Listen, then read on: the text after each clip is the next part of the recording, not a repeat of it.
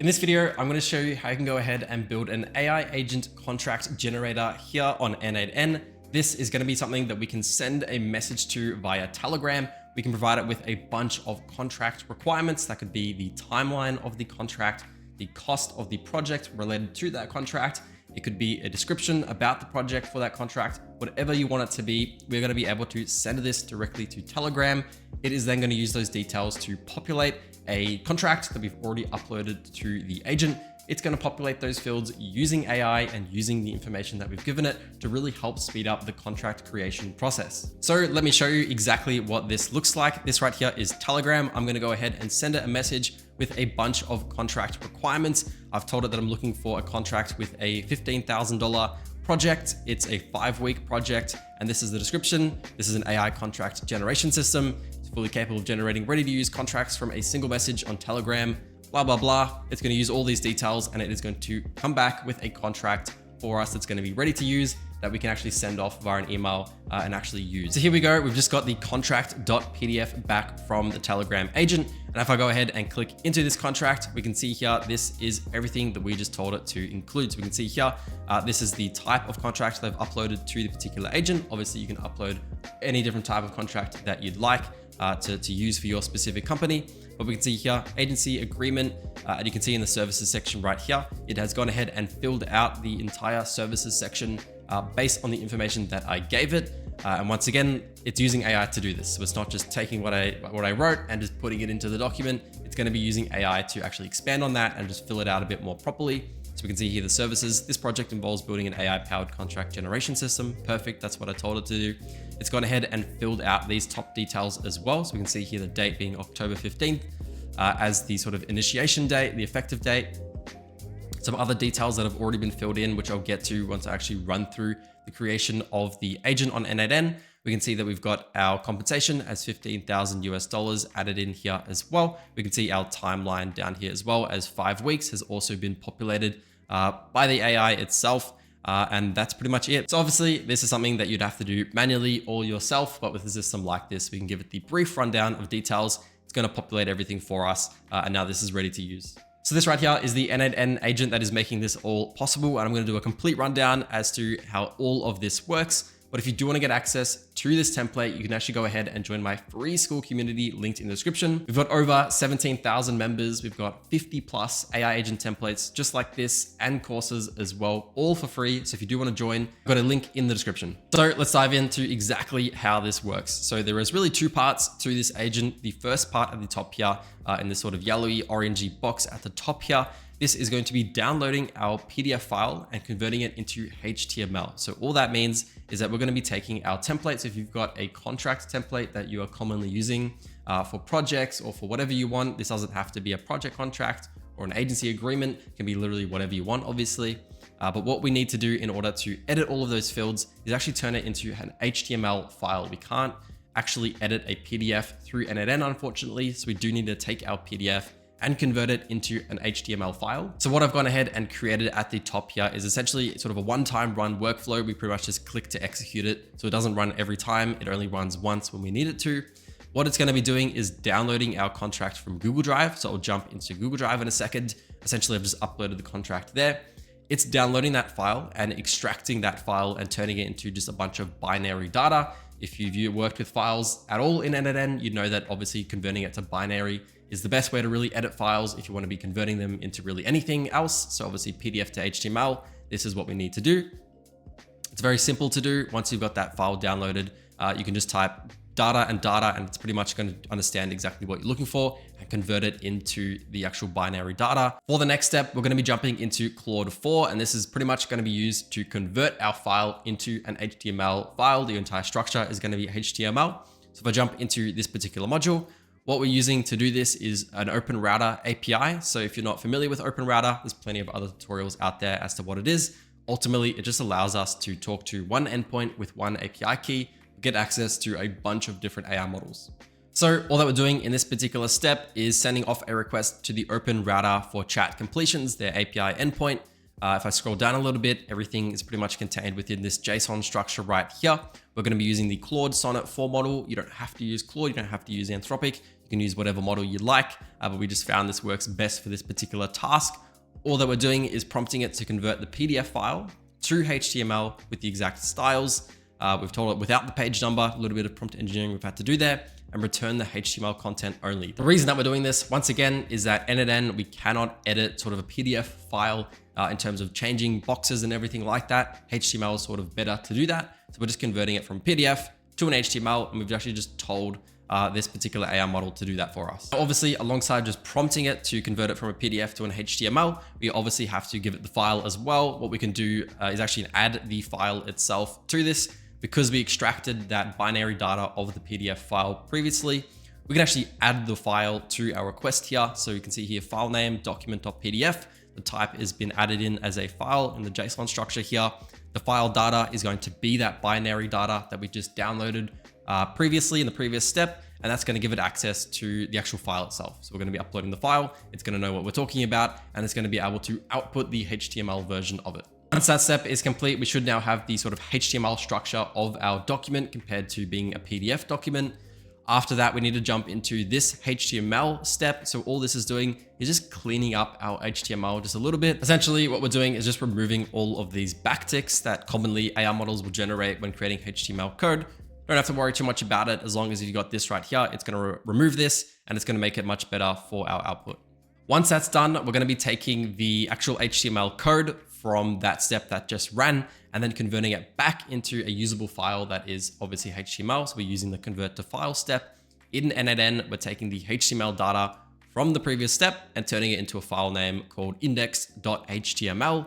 Once that's done, we've now got an actual HTML file that we can edit and use. And then we're just uploading that back to Google Drive so we can reference it later. Once again, you only have to run that once. So you just upload your contract, you convert it into HTML, and then you can use it later on in the automation, but that doesn't have to run every time. You don't need to play around with that every time. That's just a one-time thing in order to get the file ready so that it can be used by the next part of the automation. So for the next part and the main part of this entire system, this right here is where we're going to be sending the message through Telegram.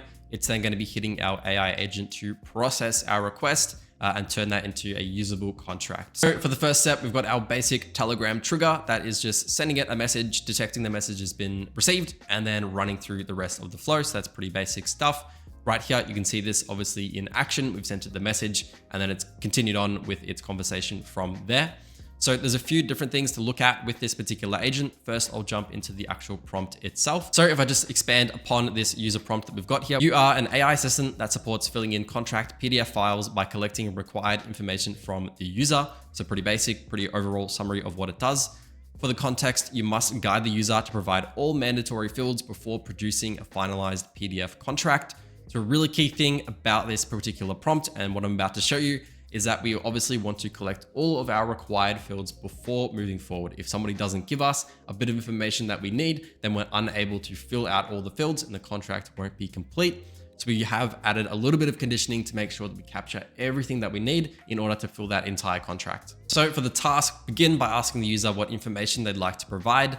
Based on their responses, follow this workflow. We're going to be checking for completeness. So after every user message, check if all 4 of the required fields have been provided. If any are missing, please continue asking for them until they're all fulfilled by using the Telegram tool. So if I just quickly jump out of this, you'll see that we've got a send a text message in Telegram. This is the only tool that's connected to the actual AI agent. Essentially, the agent is just going to process everything itself. It's going to make the decision as to whether or not that it has everything. If it does, perfect. It's going to continue on the flow to create the contract. If it doesn't, it's going to send us a message and tell us that we still need to provide some more information. The second workflow, fulfillment status. So only once all 4 required fields are present, set data field to true. If not, keep data field to false and use the Telegram tool to confirm missing fields. So we've actually set up a little bit of some conditional variables, which is called data fulfilled. And this is either going to be true or it's going to be false. And that allows us to have a little bit more control over just letting the AI determine everything. So if we just jump out of this, you'll see that we have an output parser. So this is essentially what we're using to determine if everything has been captured by our agent or by the user from the agent. And if I jump into the structured output parser, you'll see all of our sort of required fields in here. So this is where the data fulfilled variable come from. It's a Boolean, so that's either going to be true or it's going to be false. And you can see in the description here, whether the data has been fulfilled or not. So the variable is going to get set here. It's going to be set as true or false, and that is going to be dependent on the rest of these fields, which are all strings and dependent on what the user has said. So we've got the string for the project cost.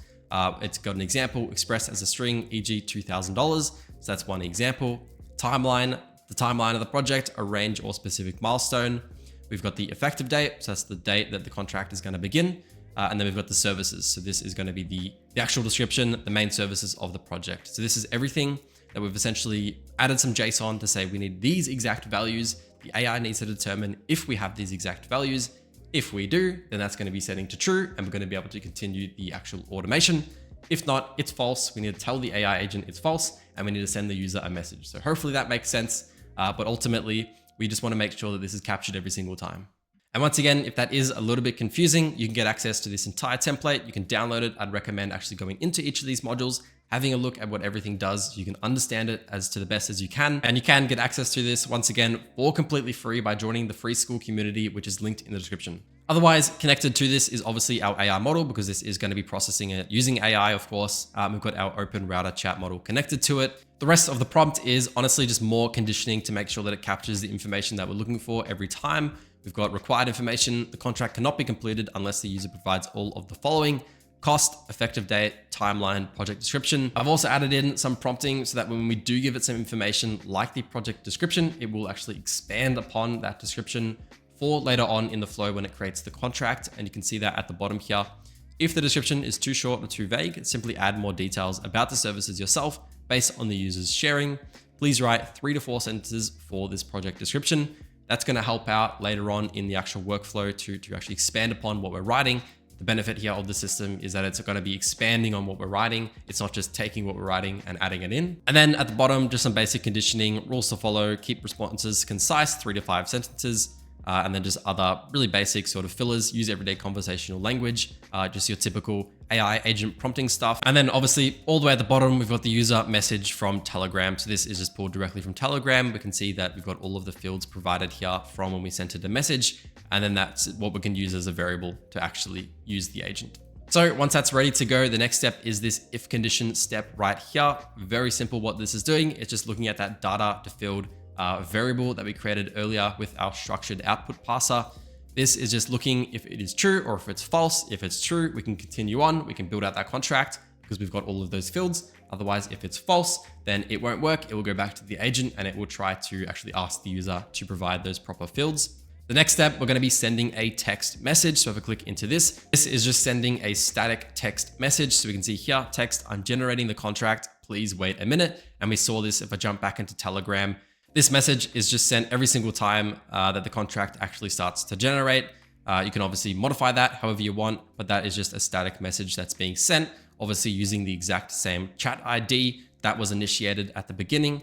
Otherwise, very basic module there. Next, we're going to be downloading the file from Google Drive. This is the HTML file, if you remember from earlier, that we actually uploaded in the last module up here. We're just downloading that HTML file. And then we're going to be able to edit the fields. So next, we're going to be extracting from the file. This once again is just extracting the binary data from the file. If you've ever worked with files in n8n, we are just extracting the binary using this module, specifically the extract from file. And next, we're going to be setting up for everything that we want to modify that binary fields with. So we've got this HTML file, we've converted it to binary, and then we're going to be essentially modifying that binary using AI. So we're pretty much just prompting it to fill in our fields. And then we're going to take that binary, convert it back to our PDF file to be able to then present to the user via Telegram. So right here in this edit fields, what we're doing is setting 2 variables. So we're setting a variable called base information, and we're setting a variable called overwritten information. So for the base information, essentially what this is just a big JSON structure that we're using to set all of the standard fields, all of the base fields that we want on every contract every time. This is essentially where we add in that information. So the reason that we have this is so that we don't have to update that file every time. We can modify these fields. We can see here that these fields are specific to the contract that I uploaded. So if you're going to be uploading a different file, obviously you are going to want to update this. It's relevant to your file. So one of the things at the top here, we've got the effective date. So the effective date is just the date the contract is being sent.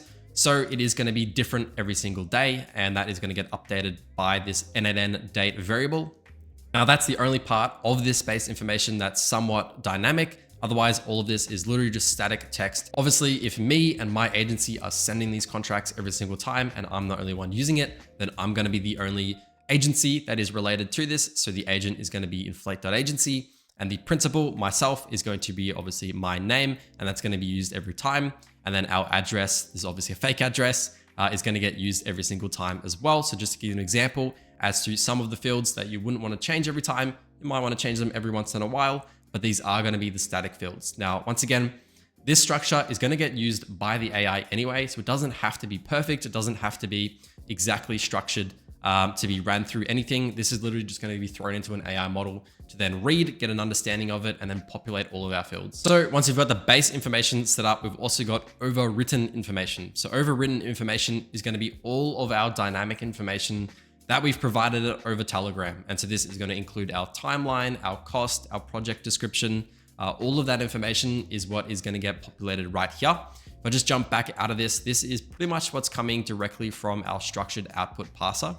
So we've got all of these kind of variables in here with our cost and our timeline and our effective date and our services. This is pretty much capturing all of the information individually so that we can use it later on. And that's exactly what we're using in here. So we're pretty much using the AI to fill out all of those fields relevant to what we provided it over the message, and it's going to be populating it right here. So jumping into the next module, we're just going to be running through AI once again. In this case, we're actually going to be using a Google Gemini model. We're using Gemini 2.5 Pro. It's a pretty good model. We're going to be using a bit more context in this case. So it's a model that would be better suited for larger contexts. If we jump into here, we've got a prompt right here. So fill the data into the HTML template. Without changing styles, only fill the data into empty inputs. Replace the base data with the overwritten data in the proper places. Always leave the entire agreement section empty as is. And for the services section, each service will be put into a single line. Don't leave any line empty. Return the HTML content only. So this is just a prompt that we've given it to tell it, we've got this HTML template. We've got some information we want to populate it with. Please fill out all of those empty fields with the relevant information. Once again, it's using AI, so it's got context as to this is the service information. This looks to be where the service information goes. It's going to put that there where it is. Because we're using HTML, once again, it actually has a pretty good understanding as to what the blank areas are because that's been sort of noted in the HTML code. So it works really well. And then we can see at the bottom here, we've just added in all of those variables that I just talked about. So in the user role, we've got our text, we've got our base data, which is the JSON base information variable, and then we've got our overwritten data, which is our overwritten information variable. And then obviously at the end here, we've got our actual file, the actual HTML file that has been stored in that particular variable that we're sending through as text as well. This is pretty much going to send us back HTML, and then the rest of the automation is just going to be converting it back into a readable file. Next, we're going to jump into the HTML module just to clean the actual HTML up once again. If it finds that we've got these backticks as well as the HTML text at the top here, it's just going to remove it. And if we've got these backticks as well, it's just going to remove it. A little bit of cleanup once again. Next, we've got our convert to file. So super simple. We're just taking the HTML from the previous module, and then what we're doing is turning it into an actual HTML file. So not just code anymore, but an actual file that we can use. So index.html is what that's being turned into. Right after that, we're converting that file. So now we've got that HTML file once again. We're going to be turning it back into a PDF file. So we're using here convertapi.com. Super simple API, does exactly the job we need it to. Pretty much it does exactly what it says it does. Takes an HTML file, turns it into a PDF file. So there's obviously a bunch of documentation online. Just go to convertapi.com as to learn how to actually set this up with the actual credentials and whatnot. But pretty much if we just scroll down a little bit here, we'll see that we've got our n8n binary file. So that's the HTML file that we're talking about that we just modified in the previous step. That's being added in right here. Super simple to do. Just add the parameter as the n8n binary file, type file, put data down here. It knows to reference what was just ran in the previous module, and then just fill out the rest of these fields as is. Once that's done, the API will literally do the rest of it. It's going to convert that file from HTML to a PDF file. And then the last step, we're going to be sending that document to us. So right here, jump into this. We're adding our chat ID once again from the initial Telegram trigger, so it knows to send it in the right conversation. And then pretty much directly from that API that we just had there, we're taking the binary data from that API of that PDF file. Now we're going to be giving it a file name, so contract.pdf. Pretty much we've already got the PDF binary code to just send back to Telegram so that we can actually look at it and download it as a readable file. and that is what's getting sent off. There we have it. It's actually quite simple when we break it down step by step. If you are interested in learning how to connect n8n to Nano Banana and start to generate some images and build an AI graphic designer, check out this video right here.